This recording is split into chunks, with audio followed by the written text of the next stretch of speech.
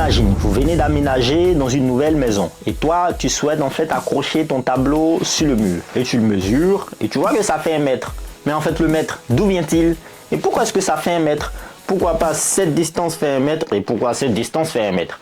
Reste jusqu'à la fin, je t'explique ça en 60 secondes. Alors, tout commence au début du 18e siècle. Oui, jusqu'au 18e siècle. Qu'est-ce qui se passe? En fait, on a décidé que le mètre serait une partie de la Terre. Exactement un 10 millionième de quart du méridien, la distance entre l'équateur et le pôle Nord. C'était une façon pour nous d'avoir une unité naturelle basée sur notre planète. Oui, bien évidemment. Le problème, c'est que la Terre n'est pas fixe. Mesurer une distance avec précision, c'est un peu compliqué. Du coup, on a dû inventer d'autres choses. Oui. Alors, en 1889, on a fabriqué un prototype. Une barre en alliage de platine iridium, conservée encore à Paris.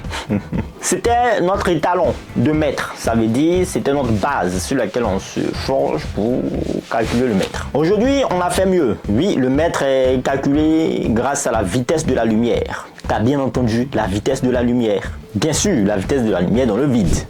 Donc, le mètre, c'est la distance parcourue par la lumière en environ 1/200 millionième de seconde. Autrement dit, ta règle mesure en fait la lumière qui file à environ 299 millions de mètres par seconde. Donc, la prochaine fois que tu mesures quelque chose avec ta règle, rappelle-toi que tout cela est basé en fait sur les règles immuables de l'univers et aussi la vitesse de la lumière. Au revoir.